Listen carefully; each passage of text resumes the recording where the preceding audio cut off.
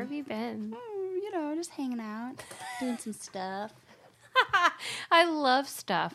What if we had a whole podcast where you're like, really? Because I love things. Stuff. And things. It's basically this podcast is. Stuff. And things. That's our new podcast, our spin-off show. It's kind of what this show is. I got a thing I was thinking about.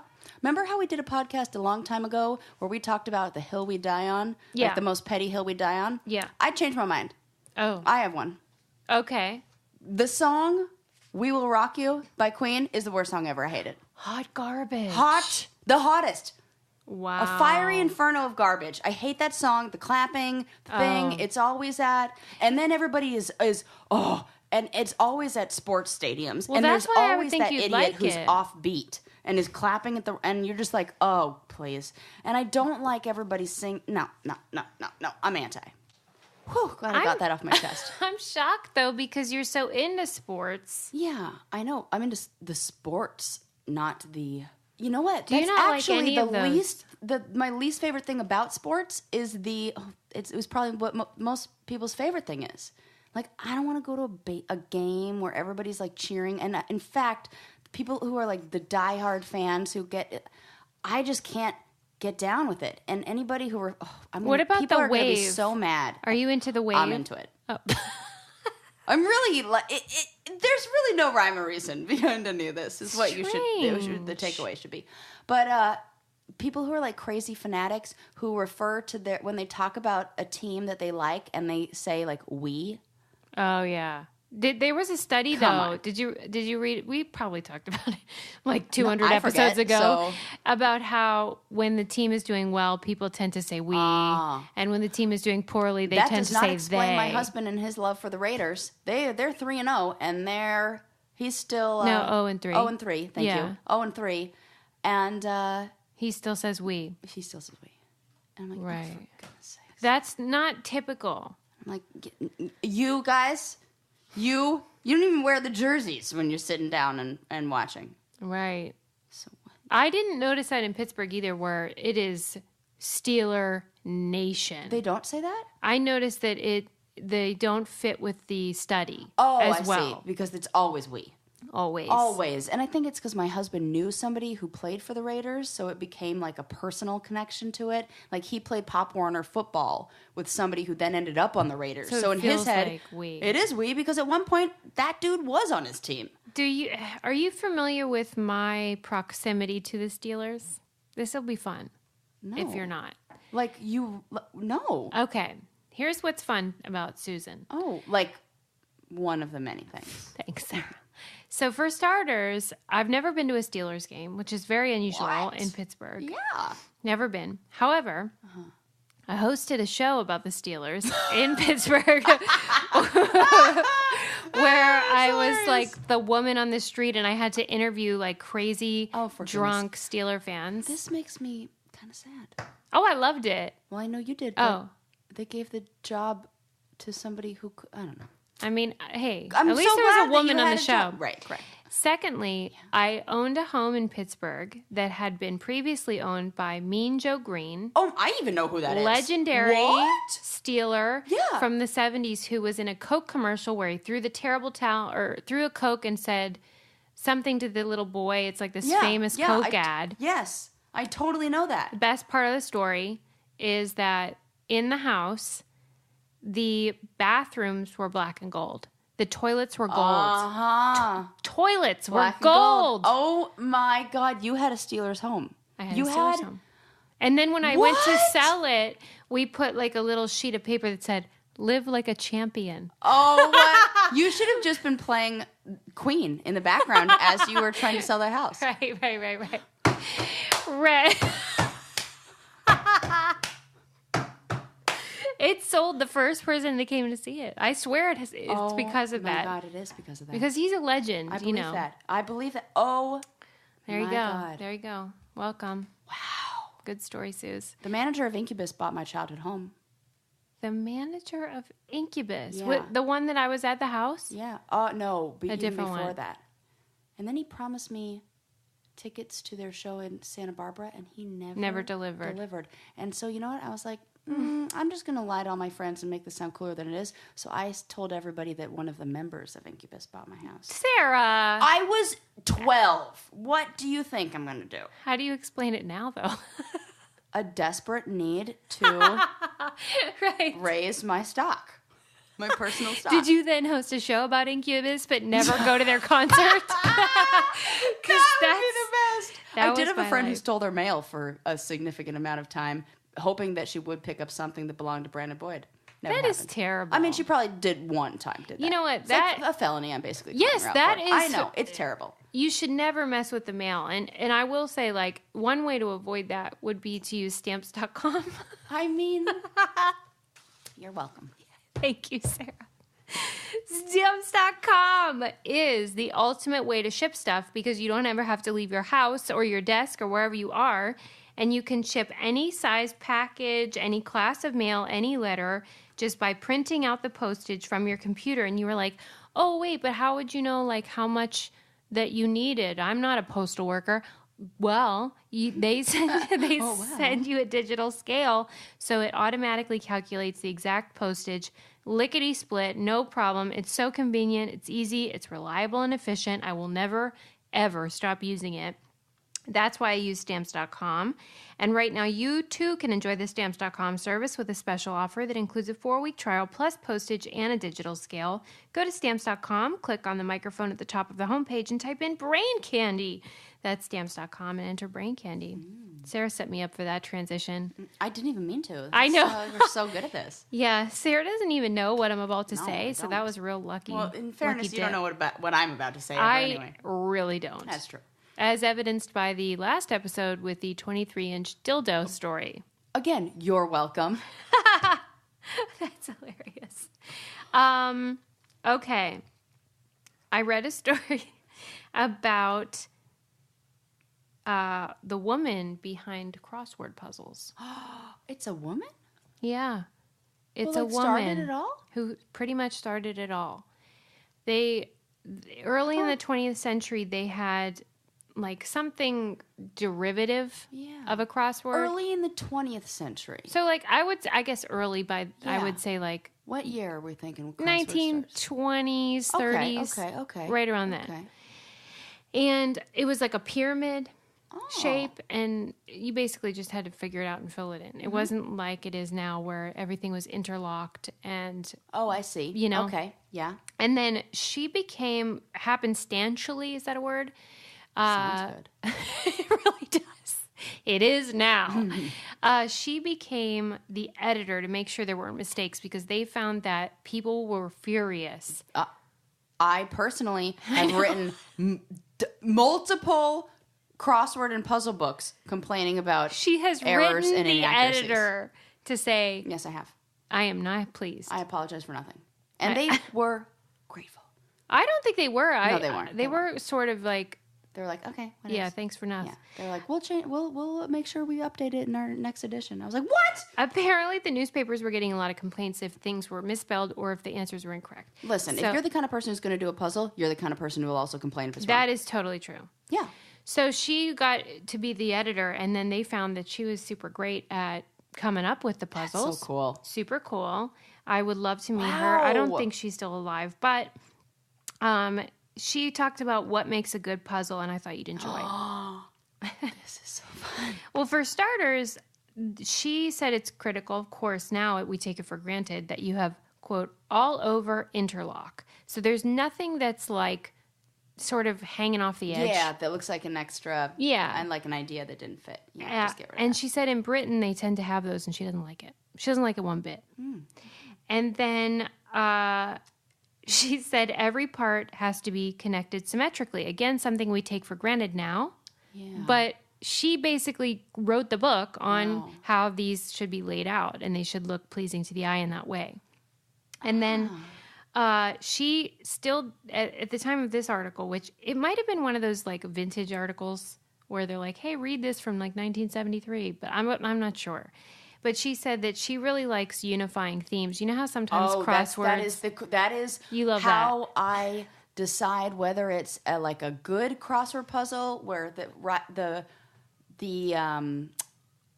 author of the puzzle was smart. Yeah.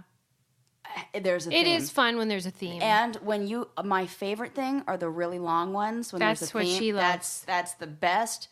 And I feel like they're like if I were to write the rules, which I hope is in here, and one of the ones I would say is there needs to be just the right amount of like novelty, but also it's almost like there needs to be a balance of like I need to think about it a little bit, Sarah. But then what? You are her like spirit animal. I think I am, or vice versa. Yes, she's mine. Because this is what she said. She's like, it needs to be fun, but challenging. Yeah, that's it. Okay, would you be so kind as to look her name up? Because my phone's over there. Absolutely. But I believe in saying her name if it's a woman and she doesn't get enough credit. Okay. But she also said the Brits unkeyed, which is when they don't interlock all over. And that makes it easier for the person constructing the crossword, but harder for the solver. And so she was talking about one example, though, where she missed, she like made a mistake, and she said the clue was the answer was a wooden leg, and the clue had been a reference to somebody that had a wooden leg, and she said, well, we had that person referenced a couple weeks ago, so she changed it to the character from Moby Dick. Oh, yeah. And somebody wrote in and was very angry. It was an 8-year-old boy who had read Moby Dick and said it was not wooden. It was a ivory leg or something. Oh, and so this kid pointed out like that she had missed something because he had a fake leg, but it wasn't wooden. Yeah. And he was real mad, and I love that kid. That kid, whatever he's doing now, he's invented something. We thank you for the internet, kid who wrote into her right. a million years ago. Right. Okay. What is her name? Do you know? Here's why I'm mad. Oh, you can't find it. When I Google creator of the crossword puzzle, damn it, they credit it to a guy named Arthur Wayne. Okay, search again, and it was in the New Yorker. Okay. So search the New Yorker, and it'll come up, and we'll name her. Because they always give it to a fucking. I was just reading about the woman who won. Okay, introducing the New Yorker. Oh no, that's different. I was just reading about the woman who won the Nobel Prize in Physics this year. Oh yeah. And they had to create a Wikipedia page for her after she won, because someone had tried to make her a Wikipedia page months ago, because she's an excellent physicist, obviously. Yeah. And they rejected it and said she wasn't important enough, even though the other two physicists had the Wikipedia pages, the men. I'm so mad. Everybody's a fuck. Let's name her too. Hold on a minute. Yeah. Okay, did you find the crossword lady? Yes. Tell me. Her name is Margaret Farrar. Farrar. Okay, good. Yes. And she's awesome. Mm-hmm. And look at that article. She helped is it launch from this the year? craze of her youth and currently revered crossword puzzle editor of the Times. And this is from 2018? This is an article from... Old? Yeah. 1959. Okay, that's what I was thinking, because when I'm reading it, I'm like, there's no way she's alive and still doing this. But they were talking. God. Yeah, it was like a vintage article. Yeah. Oh, cool. Yeah. I like that even more. Yeah. Oh, let's put this in the newsletter. Okay, we'll put it in the newsletter. You can sign up on our website, great. thebraincandypodcast.com. And the woman that won the Nobel Prize in Physics, there's only been 3 in 117 years. And her name is Donna Strickland. And when she was called and told that she won, she thought she was being pranked, which is a fair assessment from women. And also, I've heard that from other Nobel Prize winners, too. All right. Well, just it's more likely to be... Right. Well, actually, no. He didn't think he was pranked. He said he knew exactly what the phone call was because of the time it came in. That's what she said. She was like, it was the early in the morning. It's like a crazy time that phone call comes in. Yeah, because it's done in like Europe, whatever. Yeah. And she said, I knew that it was the correct day, but she said, then I thought it was a really cruel prank. Yeah. Oh, poor lady. And that's how we live our lives over here. Yes. Oh, God. As ladies. But as a lady, I like a bra that fits properly. Don't you? Now I see Yeah. the difference. The eyes are open. The scales have fallen from her eyes. I can't wear another bra. Me neither. I notice it all day long. And when they said it's the bra that you won't know you're wearing, they were right. Yep. Third Love is who we're talking about. Yep. I was ready to ban the bra because I don't like wearing bras. Yeah. And then I was like, okay, I'll try this. They have the perfect fit for thousands of women who would agree because they have so many sizes, 70. They just added 24 new ones. They have half sizes. They have your size. Yeah. And there's quality, and it feels like you're not wearing one. Yeah, and they just came out with or launched a 100% cotton bra. Oh. Yeah. I didn't know that. I got the catalog that was delivered to my house. And I love you. It's so great. Cute. I'm like, oh, I'm getting so much good stuff. They are very comfortable, and they are tagless, and they have a fit guarantee. There's a fit finder quiz. There's a perfect bra for everyone, and right now they're offering our listeners 15% off your first order. Go to thirdlove.com/brain now to find your perfect fitting bra and get 15% off your first purchase. That's thirdlove.com/brain for 15% off. So if you were to describe those bras and how much you love them, with an adjective, what would you use? Comfortable. Good. Great. Are those considered adjectives? Yeah. Yeah, they are. Uh-huh. Right. That brings Why do you ask, Sarah? I ask because I just read an article on a ranking of descriptive words, like adjectives, and the rank of their positivity. Oh, okay. So this is on a scale, a scale from 0 being very negative to 10 being very positive.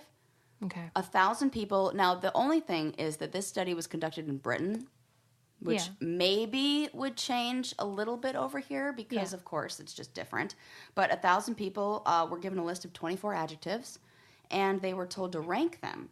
And it was really interesting, the findings. Tell me. So some things weren't that interesting. Like can you guess what some of the most negative terms Awesome. are? No, like negative. Like the most negative. I thought you meant like your least favorite positive. I see. Because I hate when people say awesome. So what they did is they gave them like 24 different adjectives, like bad, good, very good, poor, awful. I would say horrendous. That's a good one. So the most negative on the whole list was abysmal. That's what Adam always says. That's British. He's British. And I'm always like, I don't even think you're using that word right. Well, according to this study, he totally. They should do this in the U.S. because I want to know. He says abysmal all the time. Okay. Then these ones are right in line. Awful. Yeah. Terrible. Yeah. Very bad. And really bad. Okay. So which one would you think is worse? Very bad or really bad? Very. Okay, yeah. Would you agree? You would be right. Would you say that? I would say that. But here's where it gets bizarre. Okay. Is with the positive ones. Okay. So the rating for great on a scale of, 0 to 10, 0 being really negative and 10 being great, or being, I shouldn't have said that, 10 being the more best, positive. Yeah. Great was rated at 7.76, which is below really good. So great ranked lower. I don't like than that. Really good. I don't like it. Which was a 7.78.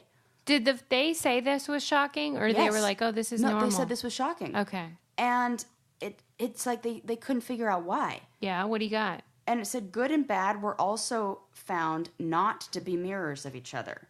As in, good was deemed to be less good as bad was bad, if that makes sense. And they even say in the article, I know it's hard, and it say that again. Okay, this is their quote, and the written in the article says, if that makes sense.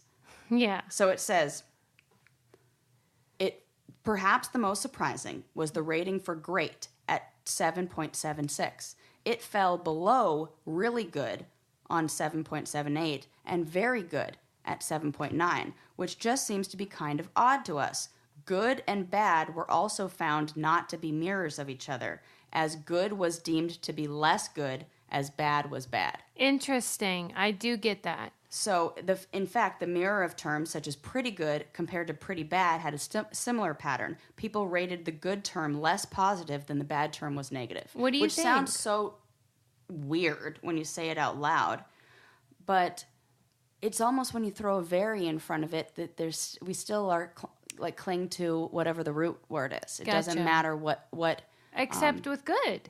Because it's better than great. Because it's almost like adding the word makes it bigger. Oh, yeah. And there's no such thing as very great.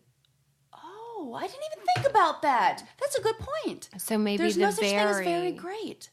Interesting. Ah, so very good is almost like you're double. Okay. But I am surprised by the finding. I am. It's real. And there's a whole graph that shows it, which I think is really interesting. And I've already sent it to Dahlia's to be put in the newsletter. So good. The top ones on the list, Incredible was number 1. Okay. The second one is so British. What do you think it is? Oh. What do British people say when they think something's really great, but better than that? Clearly, based on the scale. Wicked? Brilliant. Oh, brilliant. Yeah, I should have guessed that. Superb. Fantastic, then very good, then really good. I don't good, like this Britishness then of it. Great, then good. Then I've had it with those people. Yeah. Except for one. Except for one. Yeah, I want to know what it's like in the United States. What word we would think is like the worst. Mm-hmm. What word would you say is the worst? I had said horrendous. That was my choice before. Yeah, horrendous. Abysmal. But I awful, would never use that. Awful is pretty good one. And I suppose they're giving you the list already. Are so they? They gave you the set of 24 words, and then you had to rank them. All right. So it was already a set list. It's basically that's a problem. That's a problem too. Yeah. Let me talk about this though. This is not a transition. Don't fast forward, you losers. We've talked about this a little bit before, but I read this really interesting article about the phenomenon of dead moms in like children's movies. Yes, and literature and books and obviously that is literature. Yeah. Like it's Cinderella, Snow White. Yeah, we usually I think we've talked about it in the context of Disney, but this was, acknowledging that it's been in Greek mythology and wherever forever. Yeah. But this was what caught my eye.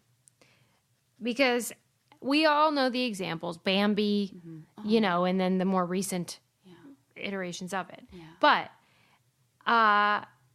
they said that the dead mom, how it used to be, then there was this evil stepmom, has been replaced with the hero dad, like in Nemo. Where... Wait, now that I think about it, there are a lot of hero dad movies. Wait a second. And it really grinded my gears, as Sarah said. That's the same thing in Moana. I mean, he's not the hero, but it's very clear who's the... Okay. Yep. Okay. What other movies? So it was talking about how, like, it even referred to Sleepless in Seattle, which isn't a kid's movie, but we see that hero dad thingy, and so it contrasted it with how in real life, you can just say any Tom Hanks movie is this, right? He's just like the hero. It's just him. In real life, 67% of people that are raising kids are married. 25% have single moms, 8% have single dads, but half of that 8% have live-in female partners, which you've talked about. That is the thing that they do. As soon as the mom's dead, they're like, "Hey, Kay, next." Mm-hmm. There's a lot of anxiety, and this is not Sarah saying this. This is data. Data. Yeah. That single fathers with recently deceased wives will usually marry in I don't know what the exact time frame is, but it is... Like they're bringing a date to the funeral, okay? It's fast. It's... Not really. And you know what's funny? That's when you say this, we were watching, and by we, I mean my class, the people in my program, we were in class the other night, and we were watching a therapy session from probably like the early 90s, where it was the family was in there, and it was a father who has a new stepmom or a new wife, and they have a new little baby, and there's a 15-year-old daughter and a 21-year-old son from a previous marriage where the mother passed away. And while we were watching it, the therapist who's conducting the session, she's like giving background information, and she says something like, the mother died in like 1993, and then in 1994 he married this woman, and like 3 or 4 people around me they were like, what? Okay. That was like that. He didn't waste any time. Are you kidding me? They got married like da da da da. Like, because it was like months, and I just had this thought. I was like, oh, we've talked about this in the pod. I know what this is. And anecdotally, I know it to be true from people who have been in those situations. And yeah. I've heard this, and the studies show, and this therapy session was about that. Which, it's fine. Yeah. Like, no problem with it. But it's just an interesting observation. It's just something we need to, like, look at. Say, what's going on here? And so they're contrasting this theme in these movies with the reality that this is a very rare scenario. Yeah. And then it tried to unpack why this might be the case. You need to be making the mom the hero. It talked about, though, how, like, even in Ice Age, you remember when the mom carries that kid in the river, like, to the woolly mammoth, and the woolly mammoth puts the baby on its tusk or whatever, its trunk or something. And then the mom, like, fucking drifts off in size, and they're, bye-bye, mom, gone forever. So they could make a goddamn buddy movie in the Ice Age. Like, even in that story, that mom could have got on that tusk. Yeah. But they were like, she's inconvenient. We need a buddy movie. And so they got to kill that bitch off. Dude. And so then... This is the thing. It says that Disney prefers, and this is like historically, untethered, frivolous women, and replaced mom with Mickey. Like, Mickey's the nurturer. Mickey provides you with your emotional support. I know, it's got real dark. Okay. Sarah's like, whoa. I feel like this brakes. is... Okay. So... Oh my God, there's so much to unpack. Where do I even start? Okay, well, I mean... I just think about who's creating these. No, go ahead. I'm just saying, while you unpack in your brain, if you ever have to unpack your bowels... Give me a spot. It's called Omigo. I've heard about this in so many different settings recently. Oh my God. It's so crazy. Ever since we got our toilet seats... True. We went to a comedy show, and they talked about Kevin this. Nealon did a whole routine about how he has an Omigo toilet seat and how it's the best thing ever, and he didn't even know why he was there that night because he would rather be... This is a true story. Yes. I swear to God, people, it's a true story. He's like, I'd rather just be sitting on the toilet right now. It's temperature controlled. It has a light. It cleans your butt. Yep. Like, it's heaven on earth. Why are we all here when we could be on our toilets right now? And Sarah and I were dying, and he looked at us and he goes, do you have this? And we were like, yes! We both nodded, and we could not stop. We could not stop. Susie and I were front row laughing at this guy, and he must have been like, either you have one of these or you know. And we were like, yes, we do. And now we'll tell you all about it. We got these toilet seats, which are amazing. And so funny. The point is that in the rest of the world, when you go number 2... toilet paper ain't cutting it. No. And it is not cleaning your beehole. So this toilet seat washes you in all the right places. You can adjust the water temperature, the position, the pressure, the width, the movement, everything. It's like you took a shower, but better. Mm-hmm. On your booty. Yeah, there's a heated seat. I mean, why aren't we doing this? There's a deodorizer. It's self-cleaning. You won't have to waste toilet paper. It's clean. It's safe. It's quick and easy. I mean, if you want a spa experience every time you go to the toilet, then you need Omigo. We do our business on Omigo, and now you can get $100 off your order when you go to myomigo.com/braincandy. That's Omigo, O-M-I-G-O. Go to myomigo.com/braincandy, and you get $100 off. The future seems weird. Let it be weird, Sarah. I am all for a future of clean butts. Now unpack your Disney theory or your dead mom theory. So I think about the kind of people who like, who do we have to blame for this, really? Or, like, where are these stories coming from? So there are a few places that a lot of fairy tales originate. It's like some of them are from old-timey, like, classic stories. But there's still there's a person who then chooses what story we're going to look at, because in some way, whoever's making the decision of what to put through to production connects to that story. Yes. There's something where that resonates with them, where they say, yes, this is important, or whatever. So I feel like it would be interesting to look at the upbringings or the family situations of individuals who are put in the position of deciding which project to greenlight.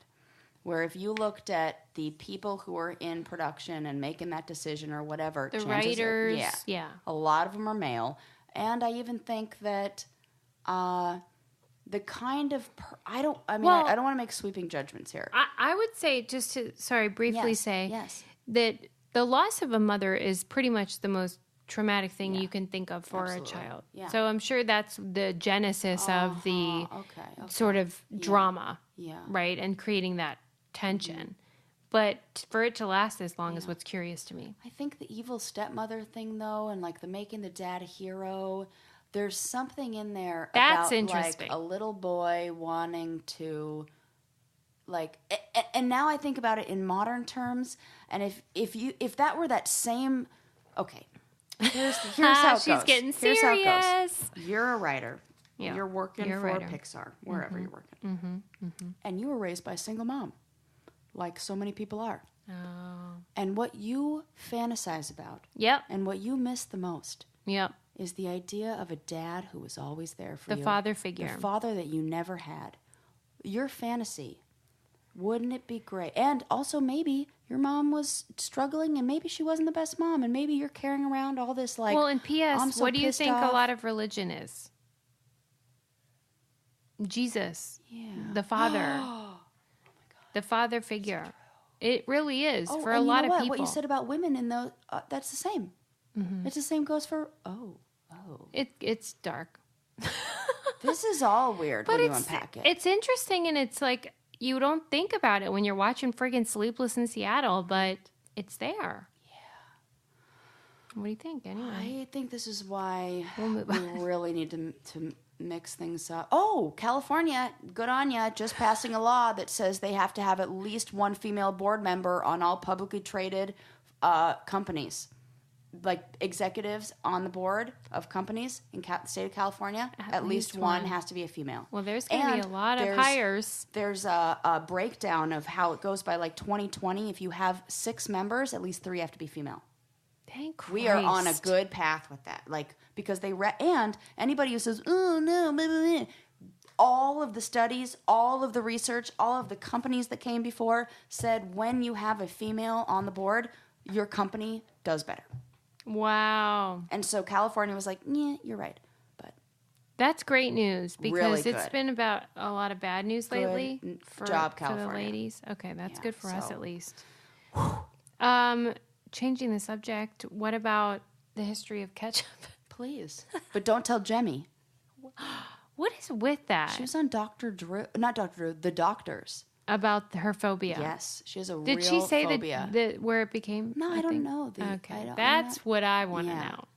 Somebody did something with ketchup to her when she but it probably was like her sibling holding her down, and she felt like she couldn't escape, and they were like dripping. Wait, ketchup are you on making this up, or I'm totally making this? I'm saying how one of those phobias. Like once, my little brother, oh my God, poor Luke, he hates pickles. Like, hated pickles. I don't know how his feeling about pickles are now. But he hated pickles growing up. And once we took him for his, 8th birthday or something around that age, we took him to this place called Jerry's Deli, where instead of putting out, a bread basket, they put pickles out on the table. Mm-hmm.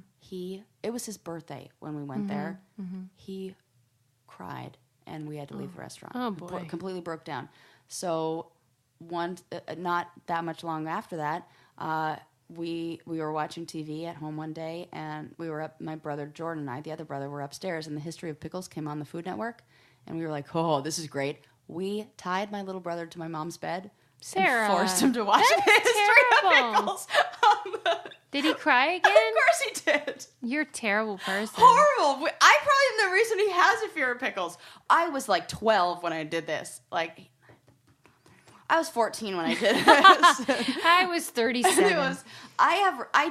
It wasn't the nicest thing I did. It was terrible, but. Wow. Good to know. If he had a fear of pickles, I could be part of the reason. Tell me about the history of ketchup.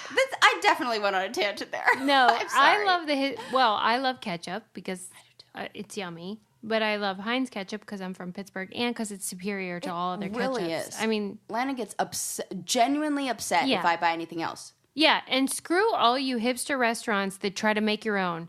You suck at it. Yeah. Get the Heinz. Yeah. We won't be mad. Right. We don't want your garbage, like relishy, weird crap. Yeah. Okay. But the organic Heinz is still good, so you can get that. Heinz organic and only simple. Heinz. Yeah. Okay. I'm with you. So it's weird. It wasn't that interesting, but there are a few things of note. First of all, it started in Asia. What? You know, like how everything delicious like comes from Asia, and then like we steal it. Yeah, but like, what are they putting it on? It was just like it was a sauce. Yeah, for what? Noodles? Ketchup and rice? Noodles? Come on. What are you saying? Because they don't have French fries? It's like, it's impossible. Like it's a tomato sauce. I don't know. You would invent a sauce if you were like, hey, this item could really use a little bit of like acidity and like what item did inspired the invention of ketchup? Tomatoes, lots of them. To go on what? I don't know. That's what I'm wondering. I just know that then the British people were like, yum, and took it over, and then they started putting it on their fish and chips or something. Yeah, see, that's an appropriate thing to put on. And then Heinz was created in 1876. That's a long time ago. Oh, did you already look at this? No, I didn't. Okay, I didn't at all. I'm going to have a guessing game. Yeah, I love guessing games. What percentage of American households have a ketchup on hand at any given time? Oh, so much. So much. I was surprised by the number. Huh. Okay. American households. Gosh, I want to say like 92%. That's close. What? 97. Oh, I mean, I was going to guess higher than that, but I'm not kidding. 96 was my first guess, but I thought it was too high. I know it's America's favorite condiment. I know, but like, I can't believe anyone even plans that well. Because, these idiots. It's more like what happens is you have a barbecue with friends, you buy the big size bottle of ketchup. That I don't not just have one, I have 4 bottles of ketchup on hand at my house. Well, duh. I know, but like a lot of households, they just don't have that kind of planning and like yeah, but I have put zero space. planning and I have neither of those things. I have the smallest pantry for the size of my house. I don't know what the hell. It was clearly designed by a man because there's no pantry space at all. None. And I have so many bottles. Do you guys know why Sarah's yelling? I don't. Yeah, that's true. I'm just really heated about ketchup. But it's probably about Queen. In Canada, wait. She's mad, people. I am. Just in Canada, and we have a lot of Canadian listeners, so you can confirm or deny. Yes. They have a ketchup cake. What? It's a big hit, apparently. I don't know anything else. Once, jokingly, I overheard somebody say as a joke, like, I like ketchup so much I put it on my birthday cake. Did somebody actually follow through with that? I heard that in a video. I think that was in a viral video or something. I've definitely heard that before. It must be kind of like carrot cake where it's just moist or something. Ketchup cake. Well, tomatoes. Because there is a sweetness to tomatoes. I don't know. What's this ketchup cake like? That's all. That's why I said that's all I know. Because I need them to fill me in. Hey, Canadians, tell us about the ketchup cake. Show us, tag us in all your pictures. Oh my gosh. And also tag us in the pictures of the clothes you buy on Poshmark because my closet is selling out. Oh my gosh. I'm so excited because you know how I love to get rid of stuff. Yes. I'm just on the buy stuff. Right. Well, I do have a little bit of that going on too. Poshmark is great if you are in the market to sell or buy clothes, accessories, shoes, jewelry, whatever.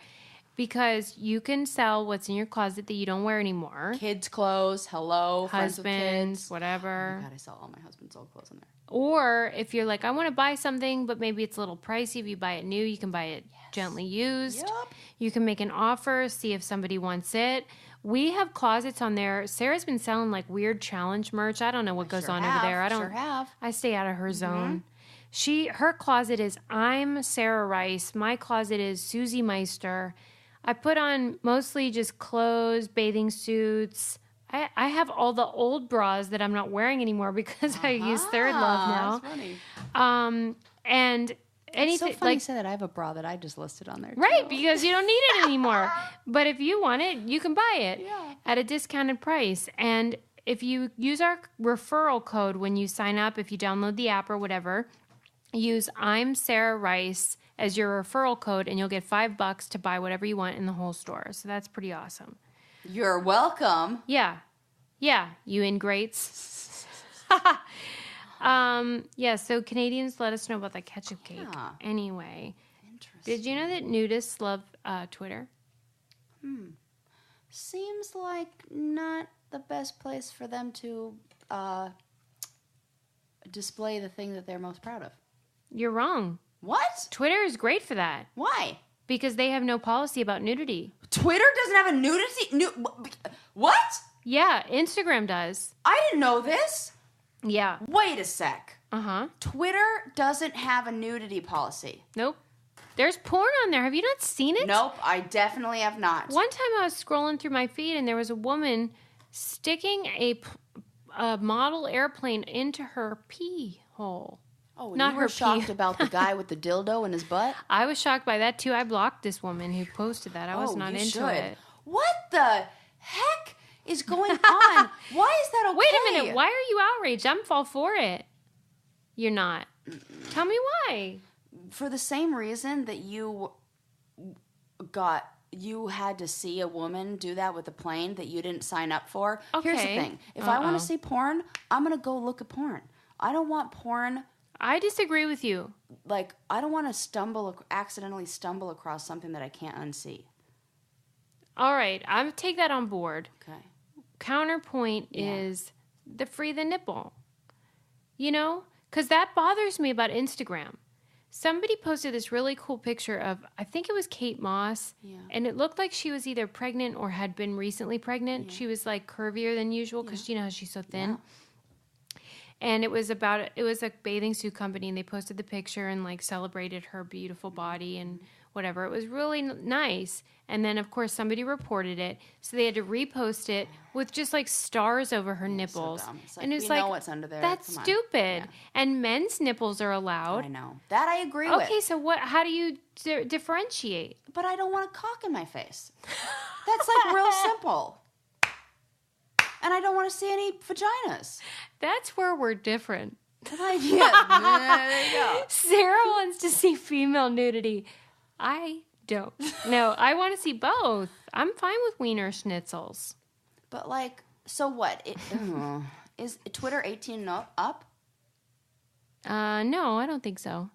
So at what age would it's you freely only who you allow... follow. It's not like it just pops up out of nowhere. Yeah, but... So you want nipples to be anywhere. Yes. And wieners and vaginas to not be.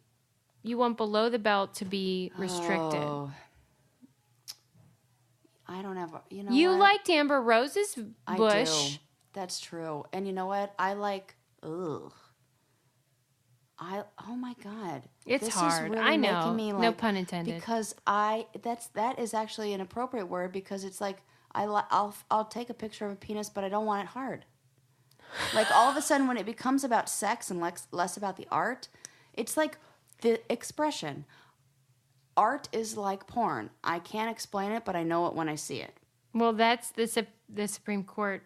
Yeah. Definition was they tried to define pornography. Like, how can you? And the justice said, I can't define it, but I know it when I see it. And I think that's true for everyone, but everyone is different about what is porn. Totally. But when I see like, I've seen some weird fucking things. And Where are you seeing this? People send me stuff. I get tagged in things that I should not be tagged in because I just am who I am. I don't know why. I can't even tell you. Are you saying because of the challenge? Yeah, just because. I get tagged in really a whole bunch of weird stuff. That's not right. Like there was a guy who was like a male sex worker who somehow like tagged me in a whole bunch of stuff, and I had to like actively work to not see a ton of penis for a while. Mm-hmm. And I like. It felt very invasive. It felt like I did not ask for this. I did not want that. I did not sign up for that. I did not follow this guy. I think that that's a separate problem where people can tag you. I hated it. There is a setting where you can restrict tagging and stuff. But here's the thing. If I go to a meetup and I go to like a Brain Candy book club thing, I want those people who but you can then approve it, I think. Oh, so I have to approve them first. And like they blur it. This is why I fucking hate. They blur it in DMs. Like if you choose to look at it, you can. Yeah. I don't know if you know that. Yeah, I do know that one. But then it's like you choose to look at it, and I feel like I'm playing Russian roulette with dicks. I am. You can laugh. I would love to play that game. I know. We have very different. I mean. I've never been okay. I did see like Megan Mullally did an Instagram. She's Karen on Will and Grace. She did an Instagram live, and you know how you can ask to be a part of it. I think somehow some guy got into her live and showed his dick. Yeah, those kind of things. She was very upset, and rightly so. That's what I'm. That is the part that. The thing that I am advocating for is for people to be able to post whatever they wish on their own pages, on their own time, and like I just feel like I'm more about like less rules. In that, like I'm a libertarian in that sense, especially about the nipples. Well, I'm for you with I'm totally with you with the nipples. I'm like, let them out, and like whether it's breastfeeding or sexual, I really don't care. Agreed. I think that we give way, and I like spend a lot of time in Europe where like that's on magazines and TV. Who gives a fuck? I don't care about that at all. What do you think though about nudists in general? Because I'm for them. I think it's great. I think it's not. This is okay. Okay. This is so backwards. I don't think they should be outlawed or something. I just think it's gross because we have holes in our body, and I don't want to sit on something you've been sitting on with your dirty body. I don't want to see your dirty body. Like in a nudist colony, they sit on a bench, for example, and their vagina's leaking everywhere. And then there's that word what if I sit on the bench? That's the only reason. I bet when you're a nudist, I don't think there are workarounds. Like bring a towel with you. They do not. I think they do. Really? I do. Well, I think that seems like a lot of I work. really do. I think that, you know what? I am like... And I would totally go to a nudist. I would do it. It's so weird. I have no problem with the public nudity. But that's because it's not sexual, according to them. Right. Same with me. It's not sexual. It's not. But you know what? I would go to, like, it's the public. It's the thing that I have a problem with is the anybody has access to it thing. Is like, I think when you're a nudist, when you're somebody who's attending those events or going to like a nudist run, whatever it is. A nudist run? Nudist. Oh. An event that was ran nudist run event. Like, not a nudist run, which they might do at those events. Yeah. They might do that. Tough Mudder, nudist run. Yeah, right? So, like, you know what you're signing up for. You've agreed to. You have an understanding of what it's going to be like. Everybody there is consent. It's consent. I think what all this comes down to is consent. Mm-hmm. I did not consent to seeing a fucking penis in my face on Twitter. It shouldn't be ambush. Yeah, that's it. Fine. Where if I'm a nudist and I'm like, I'm around a bunch of people who are like this, So do you think then they should have to just have private accounts? Maybe. And then if you choose to follow them, that's on you. Yeah. Okay. Yeah. I can agree to that compromise. I think that's totally, okay. That's good. Great. I'm glad we came to that. All right. That makes sense to me because I see what you're saying. That's not fair. It's the ambush thing. It's the same thing as like, I want to know, because you never know what somebody's dealing with that day. You never know what somebody's background is. And maybe like the day that I click on that picture and it's somebody's like, I feel really violated, happens to be the anniversary of like something else that felt very violating to me there's just too much like things. Well, it does become difficult because then you think, okay, well, you could do that, but you can't have sex acts. Well, what's a sex act? I mean, that sounds self-explanatory, but maybe it gets blurry. Right. So I see why there's a problem and why Instagram has been like erring on the side of caution. They're dragging their heels in or whatever that is. Like where they're like, we're not changing. Yeah. Even though it's stupid. Right. That's their hill. That's their petty hill that they are dying on. Yeah. You are so right. Full circle. Yeah, you're so right about that. I read a great interview. Or no, it wasn't even. It was not an interview. It was like a hilarious article in The Cut about the show Ink Master. Oh, yeah. And the tattoo show. It was about how for a period of time, maybe still, they were sponsored by Taco Bell. No. That's and funny. so, what's that, Dave Navarro? Yeah. He would have to be like all serious. And he would have to be like, Taco Bell believes in living moss. And you all here clearly believe in living moss. And then he would have to be like, let's show how we're going to live moss. Oh my God. Like he kept using the phrase in different ways. And the title of the article was like, I think about Ink Master's living moss. And then like in the article, she said, I must have been living Manos. And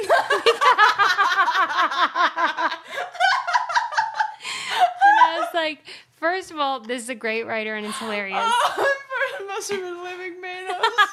And second of all, it kind of like hilariously talked about how these weird product placements. It's so weird now. Are awkward. And I was thinking about our experience, like when we were you there when I rolled down a hill? Were you there? In a tire? Yeah. Of course. I never know which season. I was in a tire with you. Freaking T-Mobile Sidekick. And you got out of that tire, and that is exactly what you said. You said, I can't believe that I just... Like, basically sacrifice my body. That was the word that I was going to say. Because I remember that is exactly what you said. I can't believe I sacrificed my body for a T-Mobile Sidekick. Because I could have been paralyzed. Seen by the doctor. Remember, I had like my head was, I couldn't see straight afterwards because I had hit my head a few times, and like I was having trouble like walking in a straight line because I was like concussed because it bounced. There was a bounce, and like every time it bounced, it was terrible. Came down on my back. And if it bounced right when your neck was at the bottom, that's probably why I have back problems every 6 months. And dude, why I need my head checked. Oh my God, that fucking show. Well, it is not safe. No, what? But that article's hilarious. And it is for a T-Mobile Sidekick, which, by the way, I used to call Adam constantly because we were then dating in Thailand, and they cut me off, even though I had a year of free service. No. Yeah. Buna Murray called me. Oh, my God. Fuck and everybody. Get the bill, because I saw the bill, $10,000.